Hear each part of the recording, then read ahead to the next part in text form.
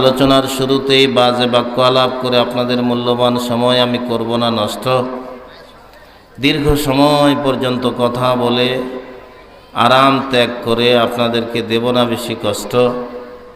সর্বোচ্চ 1 ঘন্টা আলোচনা চলবে, কথা একদম স্পষ্ট। ততক্ষণ পর্যন্ত থাকা যাবে তো ইনশাআল্লাহ। অতএব আর কোনো বাজে বাক্য আলাপ নাই, সরাসরি আলোচনায় যেতে চাই। আল্লাহ তাআলা ডাক দিয়া বলেন, আমি আসমানকে, জমিনকে, পাহাড়কে আমার এই কোরআন দিতে চাইলাম। তারা অপারগতা প্রকাশ করলো, আমার কোরআন মানুষ গ্রহণ করলো।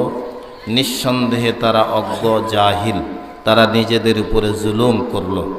অন্যত্র আল্লাহ তাআলা বলেন, এই কোরআন আমি আল্লাহ তাআলা সংরক্ষণ করেছি লৌহে মাহফুজের মধ্যে। আমার ভাষা কি বোঝা যাচ্ছে?